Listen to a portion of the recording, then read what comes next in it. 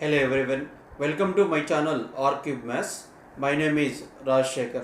So గత వీడియోలో మనము IIIT ఎంట్రన్స్ ఎగ్జామ్ సంబంధించి నిర్వహించే పరీక్షలో మ్యాథమెటిక్స్ సంబంధించిన ప్రశ్నలు చేయడం జరిగింది. గత 2 వీడియోస్లో దాదాపుగా మనము 20 ప్రాబ్లమ్స్ సాల్వ్ చేయడం జరిగింది. వాటిని కాన్సెప్ట్ ద్వారాను షార్ట్ కట్స్ మెథడ్లో ఏ విధంగా సాల్వ్ చేయాలి, అలాగే ఆప్షన్స్ ద్వారా కూడా ఏ విధంగా చేయవచ్చో మనము తెలుసుకోవడం జరిగింది. మరి ఈరోజు క్లాసులో వాటికి కంటిన్యూషన్లో భాగంగా మరికొన్ని ప్రాబ్లమ్స్ గురించి తెలుసుకుందాం. సో ముందుగా క్వశ్చన్ నెంబర్ 1 చూడండి. So question number 21, the sum of n terms of AP √2, √8, √18, √32 is. So ఇక్కడ మనకు some of n terms find out చేయాలి. ఇక్కడ ఫస్ట్ టర్మ్ √2 ఇచ్చాడు. సో అలాగే మనకు సెకండ్ టర్మ్ √8 ఇవ్వడం జరిగింది, థర్డ్ టర్మ్ √18 ఇలా ఇవ్వడం జరిగింది. సో మనకు n పదాల మొత్తము మనము ఫైండ్ అవుట్ చేయాలి. సో ఇది జనరల్గా మనము మెథడ్ ప్రకారం చేస్తాం. అంటే మనకు ఇక్కడ ఫస్ట్ టర్మ్ తెలుసు, అలానే మనకు కామన్ డిఫరెన్స్ డి వాల్యూ కనుక్కొని, సో అలాగే మనకు n పదాల మొత్తం ఫార్ములాలో సబ్స్టిట్యూట్ చేసి చేయొచ్చు.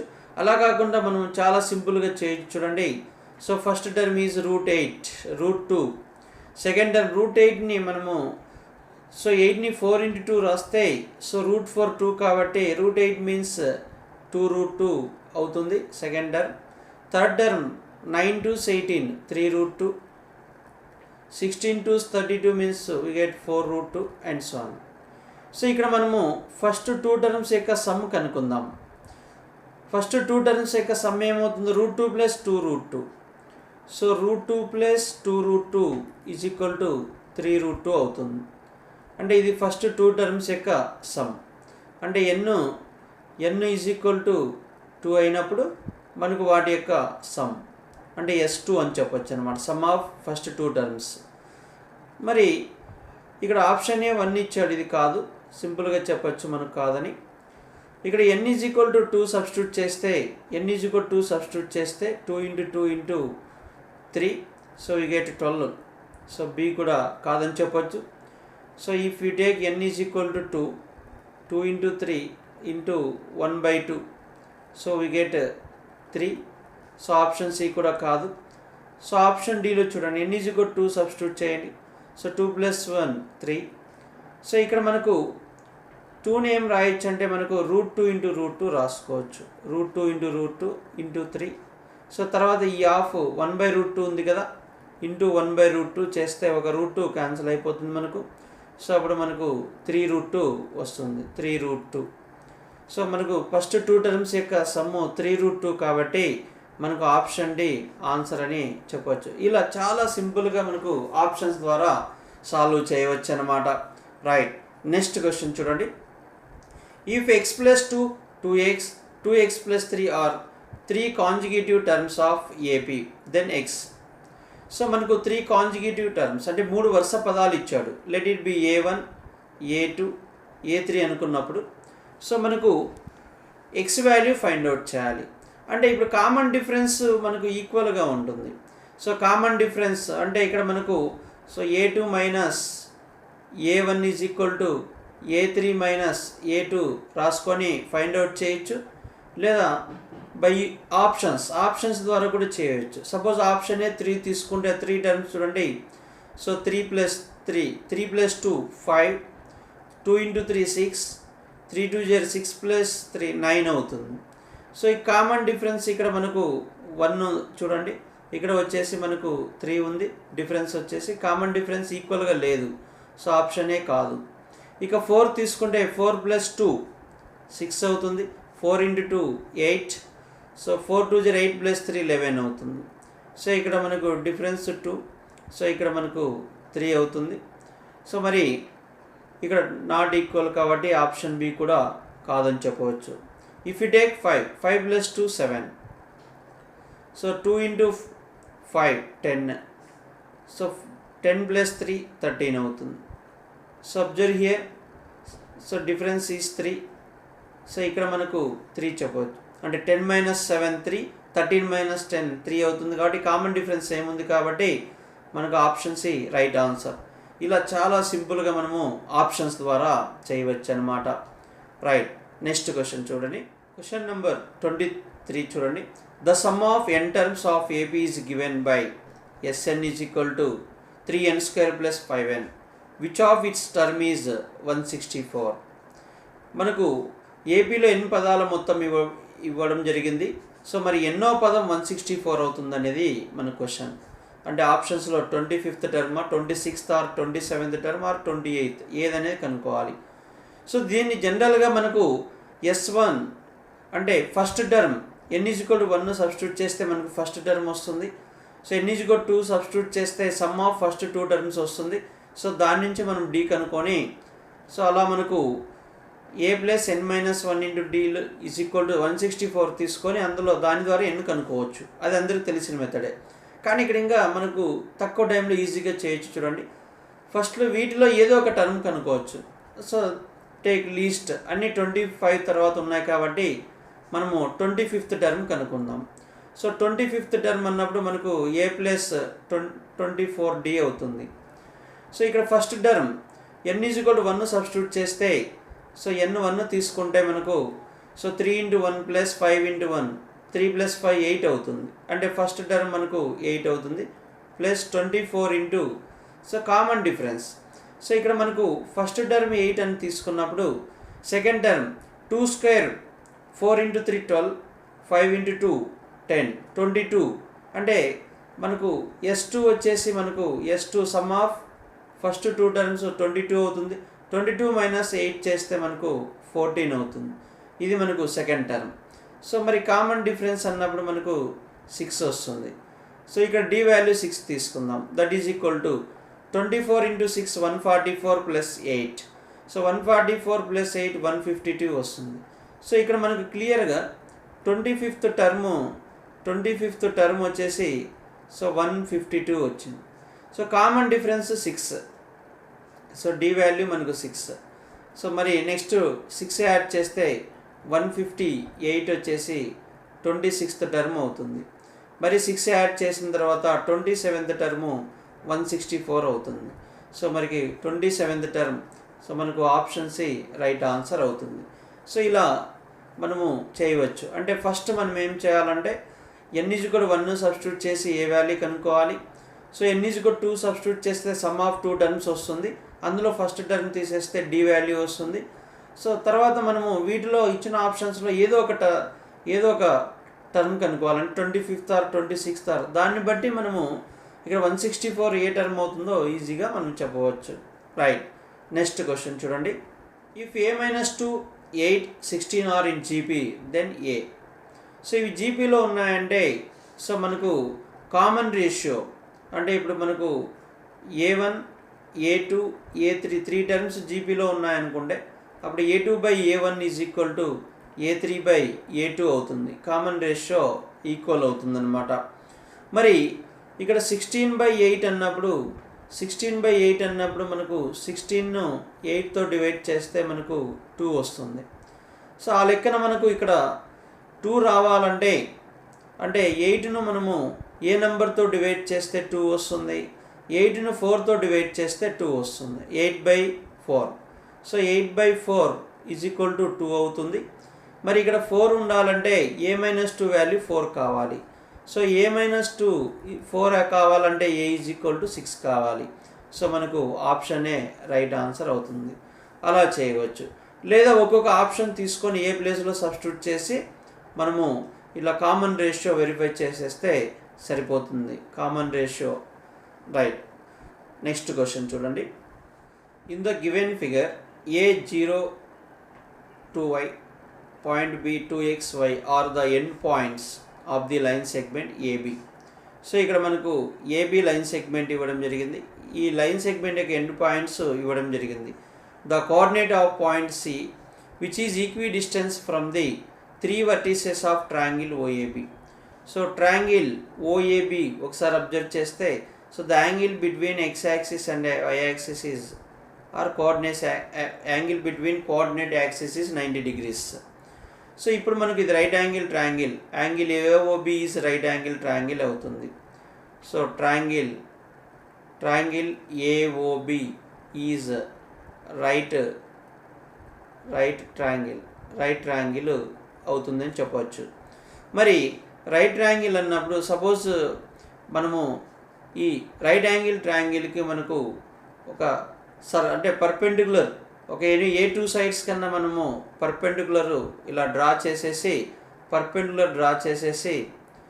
సో పర్పెండిక్యులర్ బైసెక్టర్స్ అనమాట. పర్పెండిక్యులర్ బైసెక్టర్స్ డ్రా చేసేసి సో దానికి సర్కిల్ మనము డ్రా చేసామంటే ఈ రైట్ యాంగిల్ ట్రయాంగిల్కి సర్కిల్ డ్రా చేస్తే circle passing through 3 vertices of the triangle. In right angle triangle circumcenter so occurs at midpoint. Circumcenter occurs at midpoint of hypotenuse. అంటే మరి yes ఎక్కడ form అవుతుంది అంటే మనకు ఈ హైపోటెన్యూస్ యొక్క మిడ్ పాయింట్ అవుతుందన్నమాట. అంటే అప్పుడు ఎస్ఏ లెంత్, సో అలాగే ఎస్బి లెంత్, అలాగే ఓఎస్ లెంత్ ఓఎస్ ఇవన్నీ కూడా ఈక్వల్ ఉంటాయి. అంటే so AS or SA is equal to so SB is equal to SO. So ఇది మనకు సర్కమ్ రేడియస్ అని చెప్తాం. అప్పుడు ఎస్ అనేది 3 vertices నుంచి ఈక్వి డిస్టెన్స్లో ఉంటుంది. So S is equal to mid point.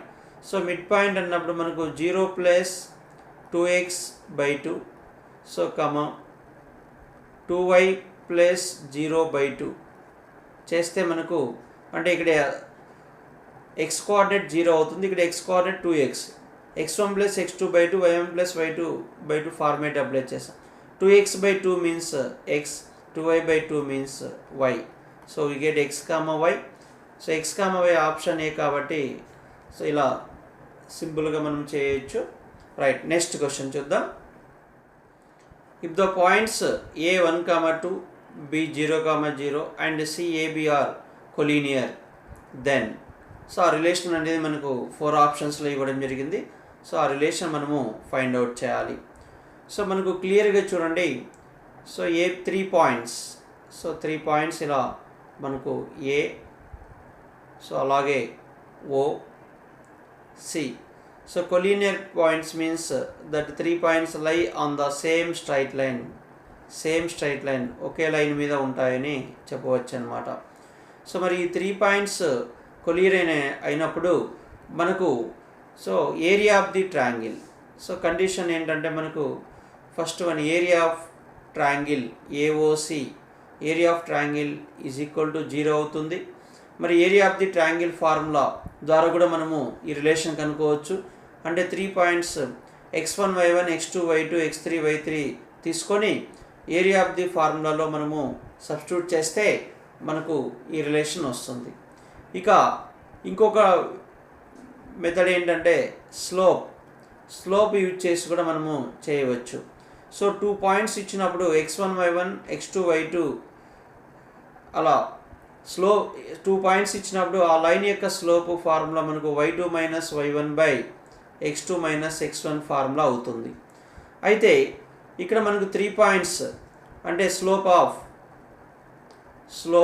ఈ 3 పాయింట్స్ ఒకే లైన్ మీద ఉన్నాయి కాబట్టి so AO slope, OC slope, AC slope 3 ఈక్వల్గా ఉంటాయి. Slope of AO is equal to so slope of OC, slope of AC. So మనకి ఈ మూడిటికి యొక్క స్లోప్స్ ఈక్వల్ అని చెప్పవచ్చు అనమాట. సో ఈ కాన్సెప్ట్ ప్రకారం మనము స్లోప్ ఆఫ్ ఏఓ తీసుకుందాం. సో స్లోప్ ఆఫ్ ఏఓ తీసుకుంటే x1 y1 x2 y2 అనుకున్నప్పుడు మనకు ఇక్కడ ఈ ఫార్ములా ప్రకారము మనం చేస్తే so y2 - y1/x2 - x1. So y2 అంటే మనకు 0 - 2, so 0 - 2/x2 - x1 0 - 1 is equal to so అలాగే మనకు ఈ రెండింటి స్లోప్ తీసుకుంటే b - 0 సో a - 0 అవుతుంది. So minus 2 by minus 1 means 2, that is equal to b by a. So we get b is equal to 2a is the relation. So b is equal to 2a అనేది మనకు option సిలో ఇవ్వడం జరిగింది. So ఇలా slope కాన్సెప్ట్తో మనం చాలా ఈజీగా చేయవచ్చు. రైట్, నెక్స్ట్ 27th క్వశ్చన్ చూడండి. a 4, 3, b 3, 4, c -3, -4 are vertices of triangle. The length of median through BC is. So మనకు ఒక ట్రయాంగిల్, ఇలా ట్రయాంగిల్ ఇవ్వడం జరిగింది. సో ఆ ట్రయాంగిల్ మనకు ABC 3 వర్టిసెస్ ఇవ్వడం జరిగింది. సో ఇందులో మనకు సో ఏ యొక్క పాయింట్స్ 4, 3, సో బి వచ్చేసి 3, 4 ఇవ్వడం జరిగింది. సో అలాగే సి -3, -4 ఇవ్వడం జరిగింది. సో ఇందులో మనకు so median, so A line segment joining from vertex to the mid point of opposite side. So this is the median. So మనకు ఈ మీడియన్ వాల్యూ కనుక్కోవాలి AD. So D is mid point of BC. So D value మనకు 3 - 3/2 అంటే 0, so 4 - 4/2 means 0, 0, వస్తుంది. So అప్పుడు మనకు AD length కావాలన్నప్పుడు, so median length so కావాలన్నప్పుడు AD is equal to so square root of so 4² + 3² వస్తుంది. So మనకు ఆరిజిన్ నుంచి ఒక పాయింట్కి డిస్టెన్స్ అన్నప్పుడు √x² + y², ఇక్కడ xy అనుకున్నప్పుడు so 16 + 9 √25 is 5. So length of the median is 5 units. Option B is the right answer. ఇలా సింపుల్గా మనము చేయవచ్చు. రైట్, నెక్స్ట్ క్వశ్చన్ చూడండి. If xy belongs to Q3 then -x, y belongs to. So ఇక్కడ xy Q3 జనరల్గా మనకు చూడండి చాలా సింపుల్ క్వశ్చన్. సో ఇలా x యాక్సిస్ y యాక్సిస్ మనం ఇలా తీసుకున్నప్పుడు, so x axis y axis తీసుకున్నప్పుడు ఇక్కడ మనకు origin so Q1, Q2, so Q3, Q4. Q1లో మనకు so both are positive. So x coordinate y coordinate రెండు కూడా మనకు పాజిటివ్ అవుతాయి. సో అలానే Q2 అన్నప్పుడు ఇక్కడ x కోఆర్డినేట్ చూడండి, ఇక్కడ మనకు ఇలా తీసుకుంటే -1, -2, సో -1, -2 ఇలా తీసుకున్నప్పుడు Q2లో వచ్చేసి మనకు మైనస్ ప్లస్, Q3 వచ్చినప్పుడు x coordinate negative, y coordinate మనకు మైనస్ అవుతుంది. Q4 వచ్చేసేటప్పుడు ప్లస్ మైనస్ అవుతుంది. రైట్, సో ఇక్కడ ఏం చెప్పాడు మనకు, యాక్చువల్ Q3 మైనస్ అంటే ఇక్కడ మనకు xy బిలాంగ్స్ టు Q3 అన్నాడు. So xy order pair belongs to Q3 అంటే ఇక్కడ మనకి ఏమి చూడండి, xy బిలాంగ్స్ టు Q3 అంటే Q3లో మనకు so x coordinate, so x value y value రెండు కూడా మనకు నెగిటివ్గా ఉంటాయి. కానీ ఇక్కడ పాజిటివ్ ఇచ్చాడు అంటే, సో ఇక్కడ మనం ఏం రాసుకోవచ్చు అంటే చూడండి ఒకసారి మనం క్లియర్గా. సో ఇక్కడ ఎక్స్ని మనం ఏం రాయొచ్చు, -(-x) రాయొచ్చు, వైను -(-y) రాయొచ్చు. So belongs to Q3. Okay, so ఇక్కడ మనం క్లియర్గా అబ్జర్వ్ చేస్తే మన Q3లో సో x కోఆర్డినేట్ నెగిటివ్ అంటే అప్పుడు నెగిటివ్ తీసుకుంటే ఇక్కడ x ప్లేస్లో -x, y ప్లేస్లో -y సబ్స్టిట్యూట్ చేయాలి. సో ఇక్కడ మనకు -(x) ప్లేస్లో -x, y ప్లేస్లో -y సబ్స్టిట్యూట్ చేస్తే సో మనకు వచ్చే ఆర్డర్ పేరు చూడండి -(-) ప్లస్ అవుతుంది అంటే so that is equal to x -y అవుతుంది. సో x -y అన్నప్పుడు మనకు సో ఇక్కడ చూడండి Q4 అవుతుంది, Q4. సో ఇలా ఆప్షన్ డి రైట్ ఆన్సర్ అవుతుంది. అలా చేయవచ్చు. లేదంటే సో జనరల్గా x, y రెండు పాజిటివ్ వచ్చేసి Q1 అవుతుంది అంటే Q3 becomes Q1, then Q2 becomes Q4. So అలా కూడా మనం సింపుల్గా మనము పెట్టేయచ్చు అనమాట. రైట్, అంటే రెండు 2 నెగిటివ్స్ 2 పాజిటివ్ అయినాయి కాబట్టి సో అక్కడ మనకు నెగిటివ్ పాజిటివ్ అవుతుంది, పాజిటివ్ నెగిటివ్ అవుతుంది కాబట్టి అప్పుడు మనం Q2 Q4 అవుతుందని కూడా సింపుల్గా ఆన్సర్ పెట్టేయచ్చు. రైట్, నెక్స్ట్ క్వశ్చన్ చూడండి. Question number 29. Read the following statements. Any two similar figures are congruent. So ఇక్కడ మనకు any two similar figures are congruent అనేది రాంగ్ అవుతుంది. సో ఎందుకంటే మనకు any similar figures is nothing but two plane figures having same shape but different in size. ఒకే shape ఉండి size డిఫరెంట్గా ఉంటాయి. కాంగ్రుయెంట్ అన్నప్పుడు same shape and same size. కాబట్టి మనకు సిమిలర్ ఫిగర్స్లో సేమ్ సైజ్ ఉండదు కాబట్టి any two similar figures so మనకు కాంగ్రుయెంట్ ఫిగర్స్ కావు. సో ఇది రాంగ్ స్టేట్మెంట్ అనమాట. రైట్. సెకండ్ వన్ చూడండి. Any two congruent figures are similar. So ఇది కరెక్ట్ అవుతుంది. ఎందుకంటే so congruent means same shape and same size. Similar means same shape but different size. కాబట్టి మనకు congruent figures similar అవుతాయి. Correct statement. Two triangles are similar if their corresponding sides are in proportional or they are in the same ratio.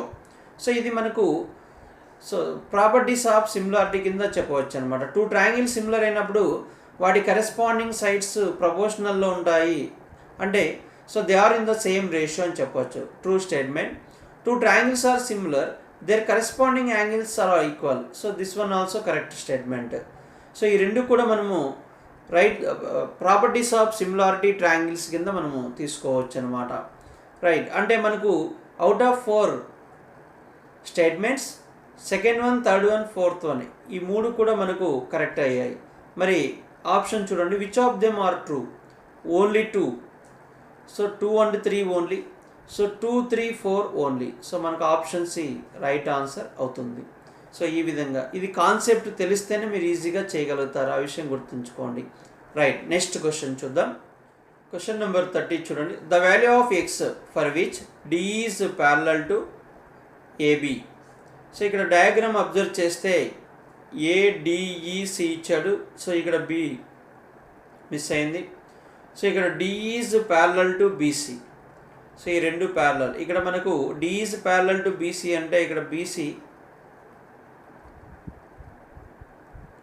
So here BC. So D is parallel to BC. So by using basic proportionality theorem, if D is parallel to BC, then so AD by DB is equal to AE by EC అవుతుంది. ఇది మనకు తెలిసిన విషయమే. So దీని ప్రకారం మనము x plus 3 by 3x plus 19 is equal to x by 3x plus 4. So ఇలా చేయవచ్చు. సో ఇది మనకు సాల్వ్ చేస్తే ఎక్స్ వాల్యూ వస్తుంది. సో అలా కాకుండా మనకు ఆప్షన్స్ ద్వారా చాలా ఈజీగా చేయవచ్చు. చూడండి ఆప్షన్స్. సో మనకు ఎక్స్ ప్లేస్లో 4 తీసుకుంటే so X is equal to option A. X 4 తీసుకుంటే మనకు 4 + 3 7 అవుతుంది. బై 4 × 3 12. 12 + 19 సో 31. 7/31 అవుతుంది. సో ఇటు సైడ్ మనకు so x 4 by 3 × 4 12 + 4 16. So 7/31 is not equal to 4/16. Next option b చూద్దాం. B is equal to 1. So if you substitute 1 + 3 4 by so 3 × 1 3 + 19 22 అవుతుంది. That is equal. So ఇక్కడ x ప్లేస్లో 1 తీసుకుంటే 1/3 × 1 3 + 4 7. So not equal. 4/22 is not equal to 1/7. Options ఇది చూద్దాం. 3 తీసుకుంటే 3 + 3 6/3 × 3 9 + 19 27. So 3 right side మనకు 3/3 × 3 9 + 4 13. So not equal. Now take D is equal to 2. So D 2 తీసుకున్నప్పుడు so 2 + 3 5 divided by so 2 × 3 6 + 19 25. We get 1/5. So this side x means 2. 2/3 × 2 6. 6 + 4 10. 2/10.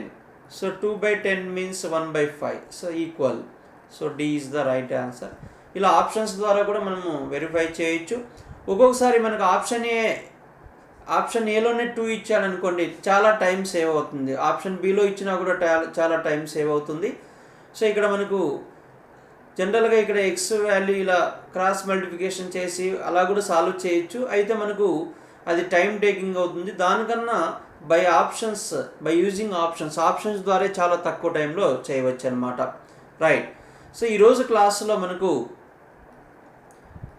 RGU KT set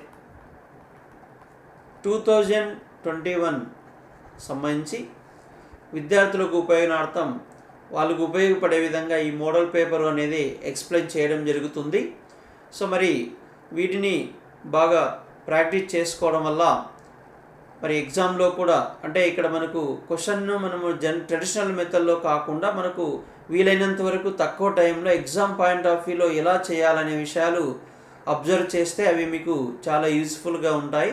తక్కువ టైంలో కూడా మనం ఎక్కువ ప్రాబ్లమ్స్ సాల్వ్ చేసే అవకాశము వస్తుందన్నమాట. మరి నెక్స్ట్ వీడియోలో మరికొన్ని ప్రాబ్లమ్స్ గురించి ఇదే పేపర్లో కంటిన్యూషన్ చేయడం జరుగుతుంది. మరి ఈ వీడియో కనుక మీకు నచ్చినట్లయితే లైక్ చేసి షేర్ చేయండి. మొదటిసారి చూస్తున్న విద్యార్థులు మా ఛానల్ను సబ్స్క్రైబ్ చేసుకోండి. అలాగే మీ మిత్రులకు మా ఛానల్ను పరిచయం చేయండి. Thank you for watching. Thank you very much.